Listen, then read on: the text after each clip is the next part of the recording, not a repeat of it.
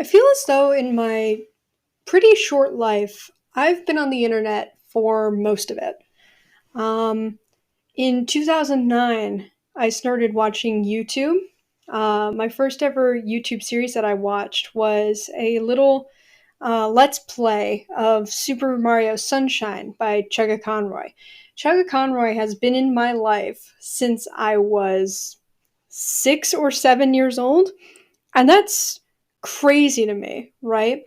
Because I didn't get my first phone until I was 9, right? The iPhone had been out for a while, I think, a little bit.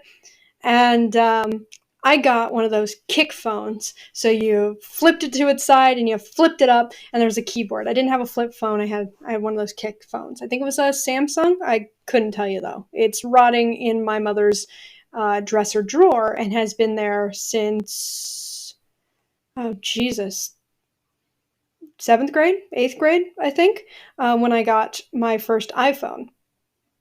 Um, but I had access to PCs from a young age.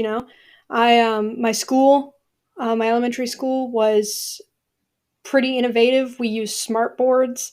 We had a computer lab. It was really cool. Honestly, it blew my mind to the point where actually when my teacher would say, like, oh, we're using the smartboard, I would just roll my eyes like, oh great, not this bullshit again. I was just like, come on, give me some chalk, give me a whiteboard marker. What's this calibration bullshit you have to do every single time you turn it on? Right? I Yeah, I've been online for a while. I had a YouTube account and everything. I had this delusion of grandeur. I couldn't pull it up for you now, honestly, but I had a YouTube account called Abigail Sword Rose, and I don't think there's anything on it, but I pretended, right? I pretended that I was so cool. I pretended that like people drew me fan art because I wanted to be just like my idol. I wanted to be like Chuck Conroy. Um, I wasn't though. I was a little kid. I was a wee little bab.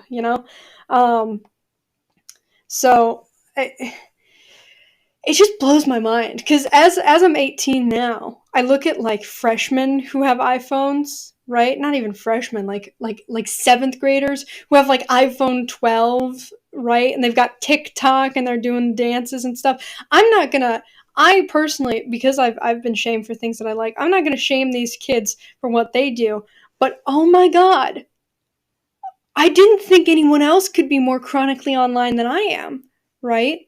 Because I've seen it all. Okay, like I wasn't there for like the Tumblr DashCon ball pit thing, which we're not going to elaborate on. You can look that up if you didn't experience it. Um, but I was there for YouTube with time limits, right? YouTube videos had a time limit where they could only be about 10 minutes long. That's where you get YouTubers today saying, "All right, well guys, I'm out of time." Even if their video is like 30 minutes long, right? It's habit to say that because there used to be a time constraint. You know, Microphones used to be garbage quality. I can guarantee now if I go back into Chugga Conroy's videos, right now they're 720 1080p. You couldn't get higher than what, 480, 144 sometimes, and you back then you couldn't really change that. You were stuck at that resolution. You couldn't do anything about it. um I was through all that. I was in the revolution of cool math games. I Kahoot was unknown to me. What we had was Jeopardy put up by our elementary school teachers, right? Um, just on a whiteboard. We didn't have those things. And to the 90s kids that are like, "Oh, you kids don't know what we went through." Early 2000s kids got all the hand-me-downs from the 90s kids, okay? I know what a Walkman is. I know what an MP3 player is, okay? I know what iPods are. Oh my gosh. I remember what VHS is. I'm not two right now, right? Like to all the 90s kids that are like, "You didn't live it." No, but we got your leftovers, so really we did, you know? PBS Kids and Nick at Night, all these things, you know. I was there when Cartoon Network turned to Adult Swim at 9 p.m. Why was I up at 9 p.m.? I don't know. I had the giant box TVs, the rectangles, right? Where they would have the speakers underneath. I had like the square TVs. I had an N64. I had a Super Nintendo. I got all the 90s kids leftovers. It was great, you know? A little weird, but it was fine, you know? Right now, I don't really have as much of a appreciation for quote unquote obsolete technology because I live in such a modern age, you know? I do have sort of an appreciation for it as the influx of technology, so is the influx of pricing, right? My first Chromebook, I think, was maybe $300, no more, you know? My second Chromebook, I think, was $500 to $600. The PC that I'm currently recording this on, it's not even a fucking desktop. It's a laptop. It's a Dell laptop. Was little under $1,000, I think. Huh? What the fuck? what person in their right mind? See, here's how I look at it, right? And this might be my socialist coming out or my communist coming out. First of all, I think everything should be free. Money shouldn't even be like a thing. Everybody should have the same rights to anything, regardless of your income. That's just human rights, right? You shouldn't be robbed of a good life experience because of how much money you have, you know. But I really think that if you charge a reasonable amount for your product, then more people will buy it, thus giving you more money than you would have made if you charge, you know, $1,000 for a piece of technology. It makes sense to me, right? So if you have 5 computers and they're all, let's say, $100 at the very most. You've got 5 computers, they're all $100. And then you've got 5 computers, right, that are $1,000 each. Clearly, what? You might get somebody who can afford the $1,000 computer. But that's one person compared to the 5 people that might be able to afford the $100 computers, right? So how do I explain this better? Because it's clear that the person that sells the $1,000 laptop, it's a frustrating topic talking about, you know, money and products. It's a capitalist society that we unfortunately uphold, right? Money makes the world go round. So in this scenario of the $1,000 computers versus the $100 computers, yes, you'll get, you know, more money, I suppose, but that's one person that can buy it versus a much larger quantity of people who can buy the $100 computers. So you sell out of those 5 $100 computers and then you restock and you're going to continue making more, whereas if you have that $1,000 computer, you've sold one, you still have 4 to sell. You can restock that one computer, but ultimately you will only sell that one computer again. Thus, when you've got $2,000, suddenly the 5 $100 computers are selling out like crazy. You know, there's a supply and there's a demand, and it's an affordable supply. So you've got $2,000, and those $100 computers are suddenly, you know, $500, $1,000, $1,500. 2,000, 2,500, and keeps boosting up, you know, and the price isn't changing. I find it funny that I will often loudly shout, "Damn you, housing crisis," when I did live through that, but I have no idea what it was. I just know that it was an economic decline, and it was shit. That's really funny that I lived through a lot of stuff and I don't remember it. I have a shit memory, so any information that you get from me is going to be insanely fragmented. I don't remember the election between what was it, Bush and Obama, and then Obama and Obama. I don't think the candidate in the second election of Obama really mattered because he lost. But, I don't really remember that. I just knew that, oh, hey, now we have a new president. Did we have an old one? I don't know. I wasn't even alive when he was a president. Yeah, I was. When was that? It was in 2008. I was still 5. I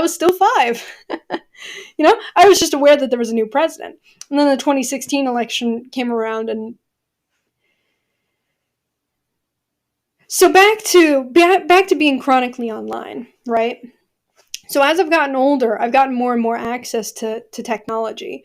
And as I've gotten older, I've had more experience with it. Some good, some absolutely garbage and horrible and just not fun at all. I remember when I was a kid. I don't remember when it was, but it was when I had my own.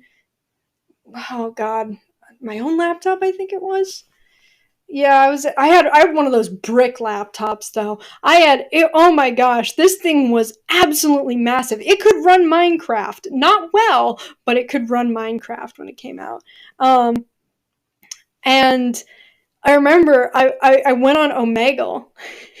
Omegle, of all things. I was just like, yeah, I'm like, what, 11, 12? Just so people don't recognize me because I'm so recognizable, I'll wear a hat and a hoodie so people can't see my face. What was I thinking? Obviously, I saw some fucked up shit, right? But what was I thinking going on there? And then I had to deal with the repercussions of, hey, I just went behind my mother's back and went on a website that she didn't know about, right? So it was one shit experience. And then we're not going to even talk about my experience on Quotev, right? My idea is this. You can have online peers and stuff, but don't consider them your friends. Don't consider them your friends until you actually know them. I wish I could go back to my younger self and smack the shit out of them, because I thought a lot of people were my friends that really weren't my friends and were actually out to hurt me and a lot of other people like me, right? So because I'm a part of a Discord server, right? And it's all online. I haven't had online friends, huge quotation marks around that, in many years. Ever since I was 12, 13. I haven't talked to people on the internet. I'm very cautious about that. I make TikToks sometimes and I get comments and sometimes I respond to those comments, right? But that's not the interaction level that I'm talking about. The interaction level that I currently have with these people on the server is I talk to them pretty much daily. I'm a moderator on the server. I help out. I do what I can to, make it a safe space. I've had to have conversations with the admin of the server and be like, hey, let's up the rules to make sure that this is a safe place for everybody that's here, because the server is filled with children.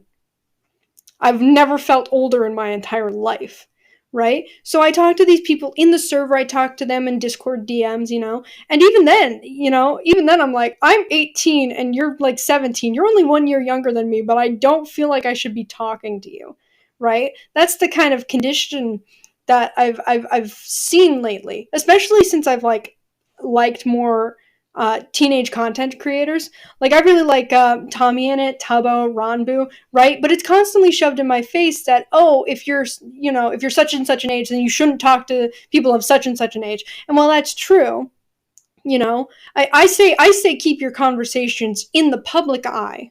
I definitely do not approve of an 18-year-old talking to a 13-year-old in DMs. That's just, that, I don't know, that idea makes me uncomfortable. Then again, I have dealt with larger age gaps, such as me being 12 and the person I was talking to being 50 and I didn't know it, but that's a story for another day. So there's this definite, I want to bring up the term parasocial, right? I feel like we need a name for it that's online, that softens the blow of, I'm not your friend just because you talk to me. When we talk about parasocial relationships, we're often talking about the relationship between a celebrity of sorts and their fan base, right? Where is the word for, hello, I am an adult, you are all children, don't talk to me in private, but you can definitely comment on my stuff. Don't reach out to me, and get my socials and my information, right? I don't want to seem detached from like the people, but they'll never really know me. People online will never really know me. Like I'm speaking truth here, but I could say something at any moment that's a lie. And to whoever's listening in, whether you know me in real life or don't, you will be none the wiser to if that's a lie or not, right? You can't read my facial expression. You don't know if I'm smiling. You don't know if I'm frowning. You don't know if I'm on my third cup of coffee of the day or what.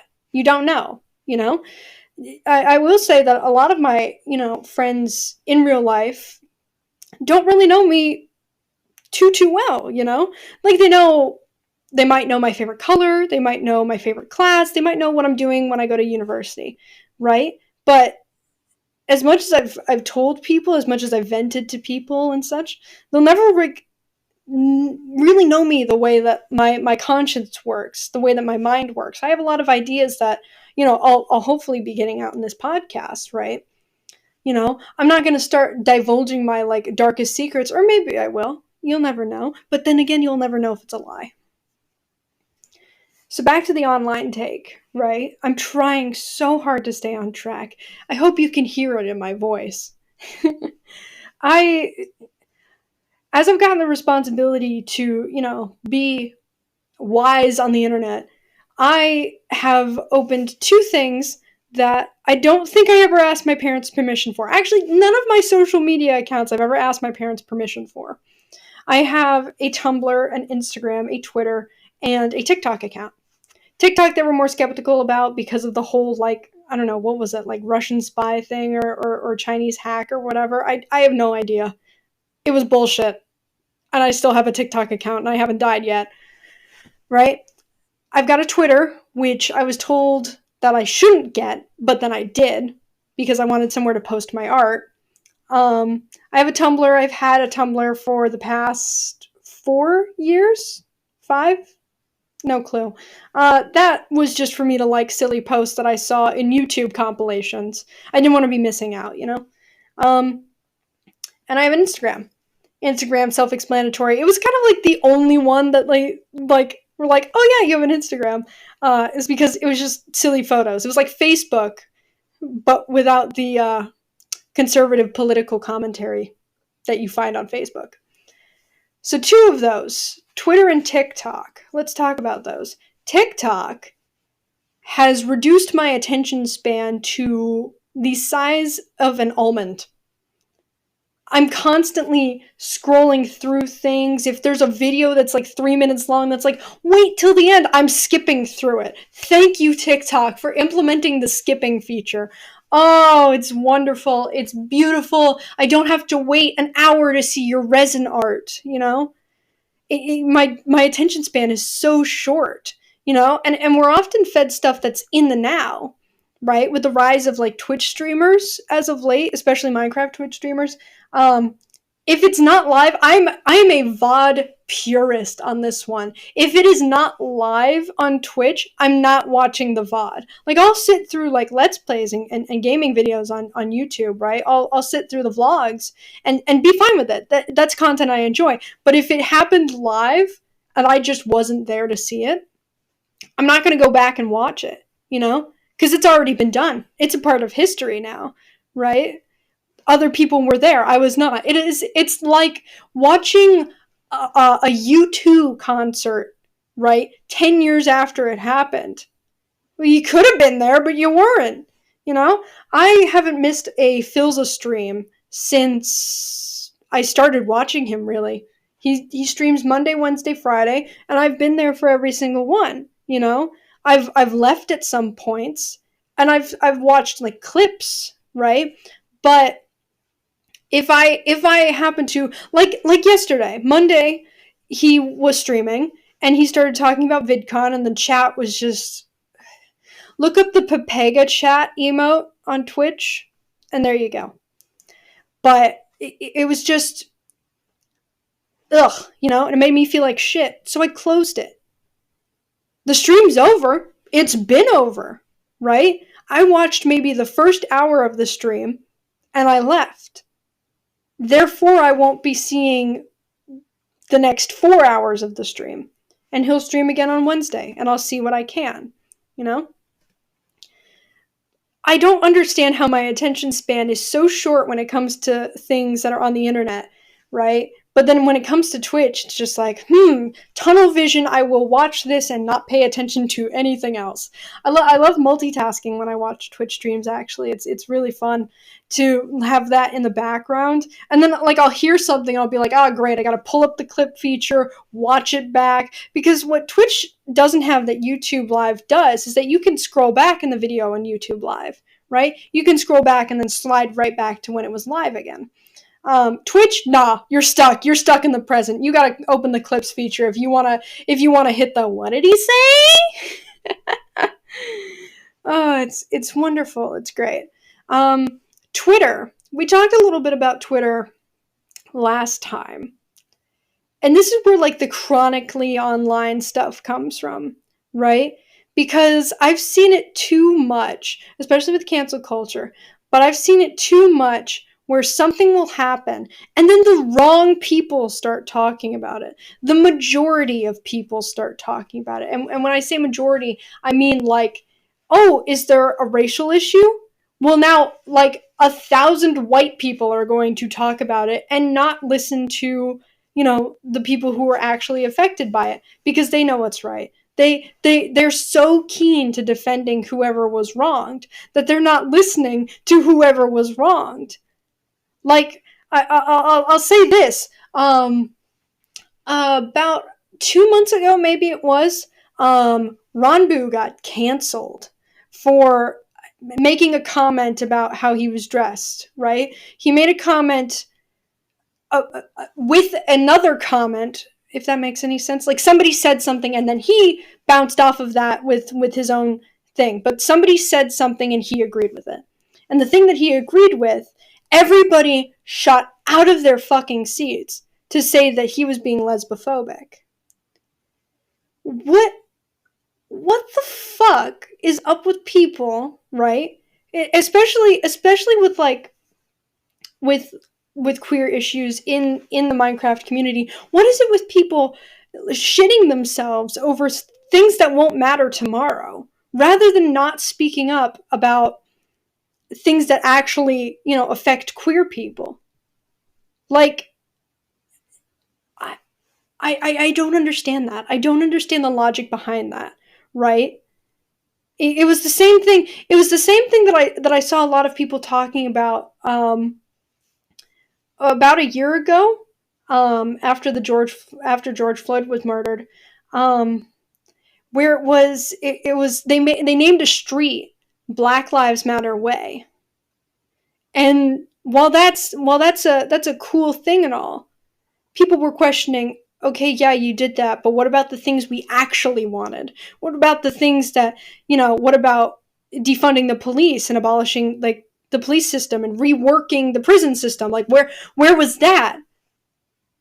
You know?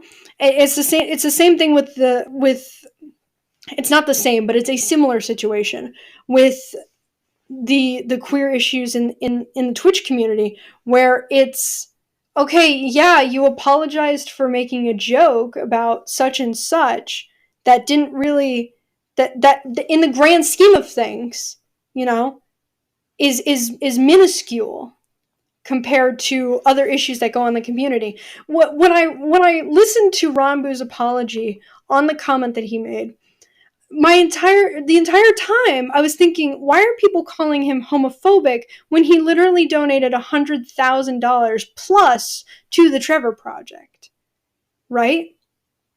Why is that the thing that's happening right now? And of course, it was this back and forth of people being like, bring this to Ranbu's attention, but we can't accept the apology. Only the people who are affected can accept the apology. When the people affected were dealing with their own things, you know, their own problems that weren't this, you know. It's weaponizing people. So when I go online, I stopped using Twitter because I just couldn't fucking stand the culture anymore. It's toxic. It made me a bad person. It made me, angry all the time. It made me fucking miserable. It made me jump to the defense of people that I liked and absolutely turn my back on people that I really knew nothing about. You know, it was a horrible, like, cycle of what's new on the trending tab. You know, and I say this with me not being educated as I'd like to be. Right? I'd love to be more educated in these issues. I don't know where to look though. Like I can look up like social issues, I can look up queer issues, I can look up, the issues of black people and people of color, but I want to hear it from someone in the community, right? I want to hear it from somebody who's actually lived that. I don't want to read a magazine article that tells me 10 ways to participate in a protest. I want to know what I can feasibly do to, amplify the voices that actually need to be heard. Because I don't want to hop on twitter.com and type away on my little keyboard and be like, we should raise awareness about these issues, right? And then, be wrong, and then people start listening to me instead of the people they actually need to listen to, who are the people affected, Just a thought. Just a small thought there, right? But yeah, I've just become so chronically online. My vocabulary has even switched to be more online, as I've picked up the little idiosyncrasies from the people that I watch and the people that I, pay attention to, as I've had to rewrite myself to be more outwardly respectful. People who know me know that I'm a very respectful and kind person, right? But when you're constantly worried, I don't know how the fucking streamers do it. I don't know how the fucking streamers do it every single day, where it's constant making sure you say the right thing. And especially as a lot of them right now are children. They are children, dude. You know? It blows my mind that they have the capabilities of doing this. I used to be so much more of a people pleaser, and I don't mean that in like the being respectful sphere, right? I've known from a young age how to treat people, right? How to understand and listen to the experiences of those who don't share the same experiences of me, who those of my friends, those of, family friends, those of the people I surround myself with.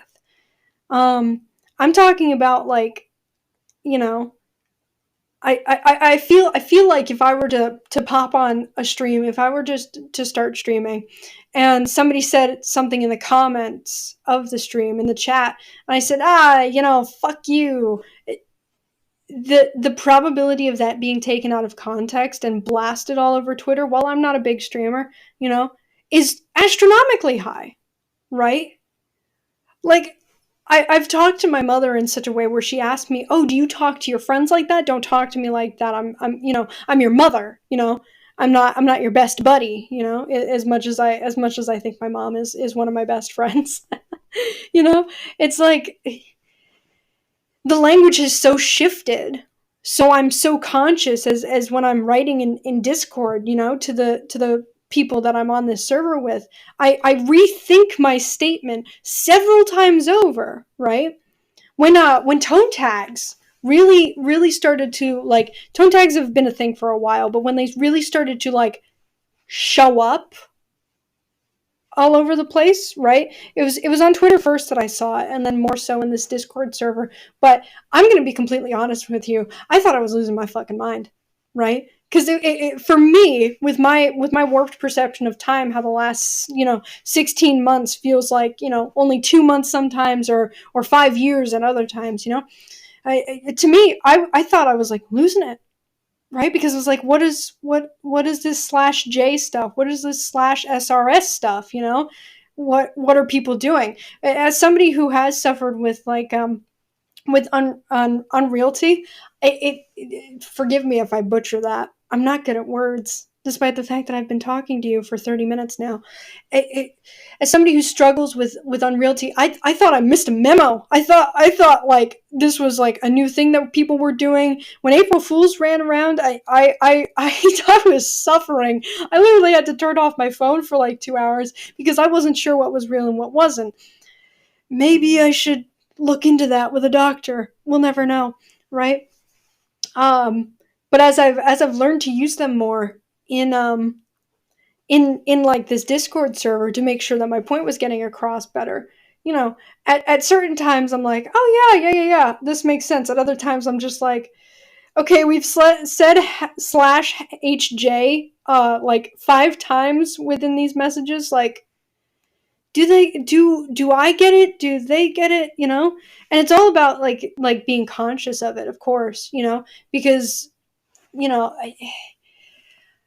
I want accessibility. That's what I want. As somebody who's disabled, I want accessibility in all spaces. I just wish it was more clear, I wish there wasn't like I wish there was the ability for text to be read with inflection,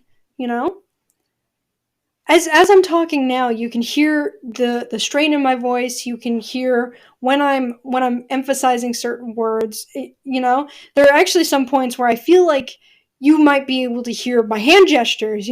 As I get closer, farther away from the mic, where I like pause for certain amounts of time. Right? Texts don't have that capability, and if you use a screen reader, you also don't have that capability of hearing the influx of text. Right? From a young age, I was told to be respectful when I texted people because there was no, inflection. So I think it's really cool that tone tags are now a thing. But I just wish it was not simpler. What's the word I'm looking for? I asked the empty air in my basement. I just wish life itself was more accessible. Like with the money conversation I had this time. Yeah, but we definitely went off on a tangent. That's what this whole thing is. Like I said last time, I press the record button, I don't stop talking. And I'm going to say some stupid shit sometimes, right? I posted about this podcast on my Instagram story, and I put on the story, I put trigger warning, right, for last time, trigger warning, anxiety, depression, suicide, talks of an eating disorder. And I looked at who viewed that, and my sister viewed that. And I'm so nervous for a text she might send to me today asking if I'm okay. Do I promote my podcast? Is that what I do? Does my sister text me asking me if I need to talk to a licensed professional? Does she text me saying that? And then I simply say, check out my podcast on youtube.com. I'd feel like such an asshole, but I mean, hey, that's one way to do it. No, but wheeling back around to the chronically online thing, I ask a question here to you. Do you feel like you've spent too much time online? Because I sure have. And then when I separate from being online and look at the kids around me, look at the freshmen and the the sevies and 8th graders that have iPhone 12 and do TikTok dance in the hallway. I'm like, aren't you literally breaking TOS by not being 13? And I think everybody should explore the internet. I feel like I'm going to get a lot of flack when I start talking about like how I would be as a parent. I don't want kids. I don't want kids. I hear my neighbors' kids screaming their bloody heads off all hours of the day. I don't want kids, okay? Maybe I'll adopt a teenager, maybe, but I don't, as my current mental health is, as my current physical health is, I don't want to be responsible for another human being when some days I can barely take care of myself. I didn't eat breakfast until like 12 o'clock noon today, right? And even then, I had a diet soda with it. What am I supposed to tell my child? Oh, I can eat this stuff, but you can't? The fuck? But I feel like my child would get the things that I got at the ages that I got things. So when they're 9 and they start doing like camp and stuff, I'll give them a flip phone, so they can call me, so they can call 911 if there's an emergency, right? you can, call friends to hang out and stuff, right? But those types of phones, you couldn't connect to the internet unless you paid for it. That's how I'll get them. That's how I keep my child safe. I will show them the worth of a dollar when they are far too young to even comprehend it, right? When I was, in 8th grade, I got my first iPhone, right? And I'm not saying, because if slash when I have a kid, I will be out of college. I will be, I think, 26 by that time, you know? The iPhone fucking 30 is gonna come out, right? It's gonna be the size of like a small mini fridge. I'm giving my kid an iPhone 5, and that's that, you know? Like, I'm not gonna have, like, little Jimmy or whatever their name is gonna be. I'm not gonna have them 7 years old scrolling through TikTok or Twitter. I'm not gonna have that shit, right? Because I don't want them going through what I went through. As parents, your job is for your child to lead a better life, and the next generation to have a better life than you did. It is all about, making the world a better place. You know, Parents, if you hit your kid with the, well, this happened to me when I was a kid, so it has to happen to you. And if that relates to like anything like, like hitting your kid, if they act out of, quotation marks, act out of line, right? Don't fucking have kids.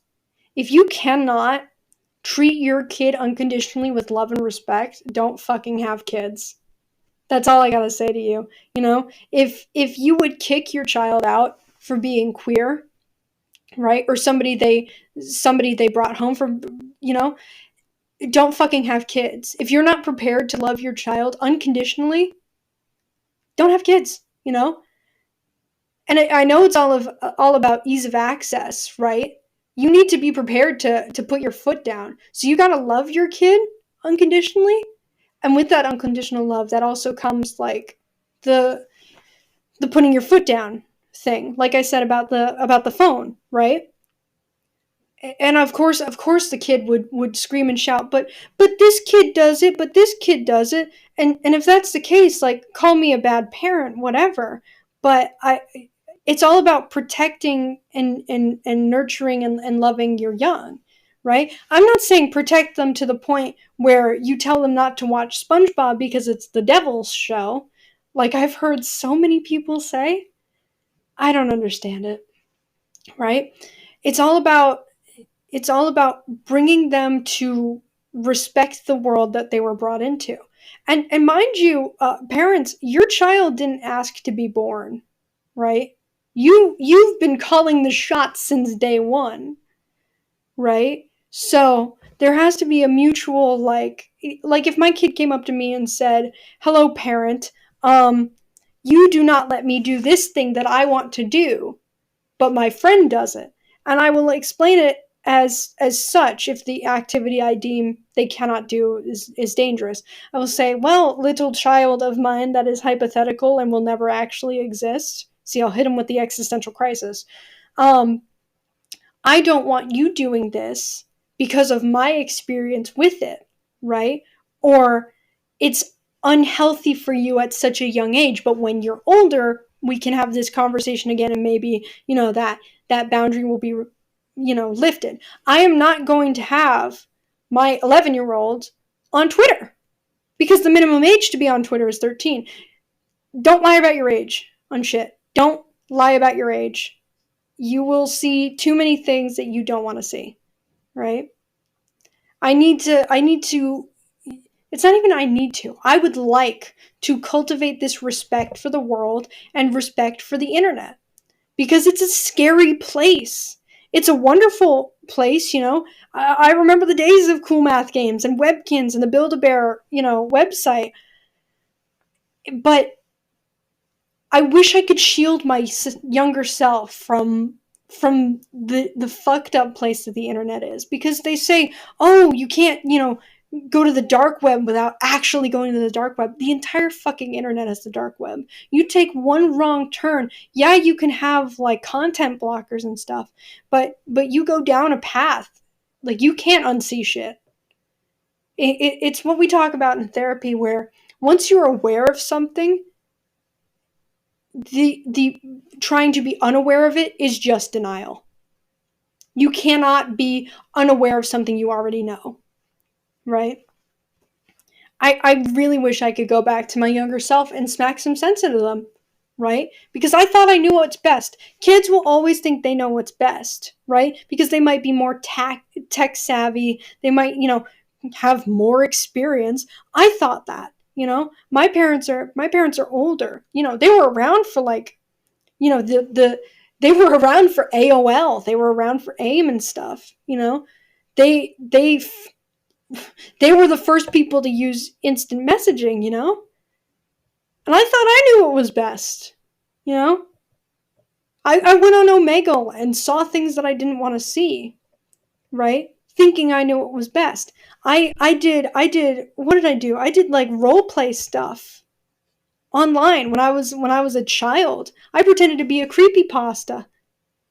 As a child, and this is something I see a lot of, in my personal experience, is that kids will develop trauma, right, or be given trauma at a relatively young age, around tween age, and they'll flock to the most fucked up shit they can because it quote unquote understands them, right? I went to creepypastas because I thought, there was this escapism that, I had this mental state, and that was the worst it could get, but at least I'm not that bad. And then there was the Slenderman stabbing, and my parents made me drop the entire thing, you know, because they thought that they thought I was gonna turn out like that. And I'm so glad they stopped me, because I don't know where my mental health would be if I still idolized fictional serial killers.